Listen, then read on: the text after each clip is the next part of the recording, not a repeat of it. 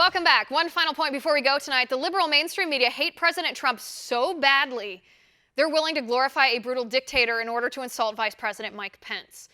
Think about that. The liberal media actually prefer Kim Jong Un over President Trump. How quickly liberals forget about Otto Warmbier. CNN, the New York Times, the Washington Post, ABC, and Reuters all complicit in glorifying a sadistic she-devil, the sister of Kim Jong Un, because a camera caught Kim giving Vice President Pence the side eye at the opening ceremonies on Friday. The media loved it because, that'll show Trump. The New York Times proclaimed, without a word, only flashing smiles, Kim Jong Un's sister outflanked Vice President Mike Pence in diplomacy. CNN claimed Kim Jong Un's sister is stealing the show at the Winter Olympics. The Washington Post says Kim captivates. The BBC called Kim Jong Un's sister North Korea's Ivanka Trump. So let's break this down. According to the mainstream media, Ivanka Trump is complicit in her father's administration, but Kim Jo-young is not. Make no mistake, Kim Jo-young is more than complicit. Her family runs the gulags in North Korea. She herself is the director of propaganda. And what she's doing at the Olympics is literally living propaganda. And the mainstream media is falling for it, empty liberal head over tyrant's heels. According to Reuters, North Korea has been judged the winner of diplomatic gold at the Olympics.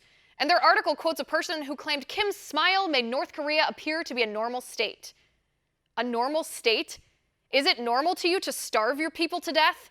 Is it normal to you that North Korean hockey player John Soo-hyun said, playing at the Olympics felt like competing in heaven, but her translator corrected her interpretation to, it felt like I was competing in my own country. Does that sound normal to you? Is it normal to sadistically torture a 20-year-old American college student because he swiped a propaganda sign from a hotel room? Kim Jong-un's sister is a monster, a killer, a torturist.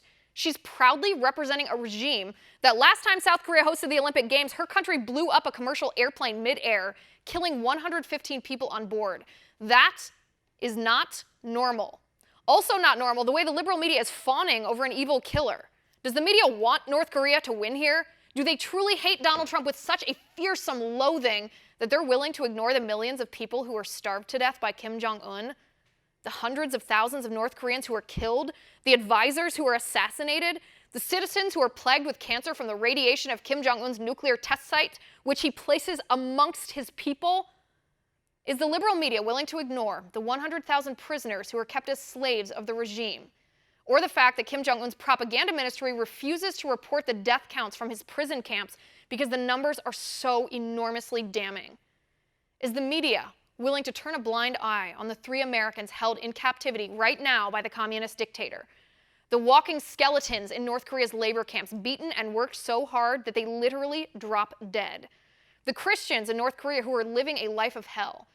Is the media truly willing to look at the crutches of Ji Sung-ho, the North Korean tortured for trying to find food for his family, dismiss the atrocities committed by Kim Jong Un and his sister, so barbaric and so inhumane that the United Nations declared them to be crimes against humanity? Is the mainstream media willing to overlook that evil all because they don't like Donald Trump?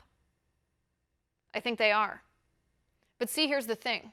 Sagar Enjeti from the Daily Caller wrapped it up with chilling clarity on Twitter last night. Enjeti tweeted, "My theory behind Kim Yo-jong Gate is that many of us in the West can no longer comprehend the depravity of a regime like North Korea. We spend so much time calling minuscule things Hitler-like, we've forgotten how to process true evil." And make no mistake, Kim Jong-un's sister is true evil. This is the Korean Peninsula. South Korea, lit up and thriving. North Korea, dark, black, destitute, and starving. But liberals feel nothing. They know nothing of cruelty and Kim Jong-un's tyranny. They spend so much of their time crying wolf, decrying Republican politicians as purveyors of dictatorship, that when faced with a truly evil dictator, they feel nothing except their rabid hatred of Donald Trump. And that's my final point.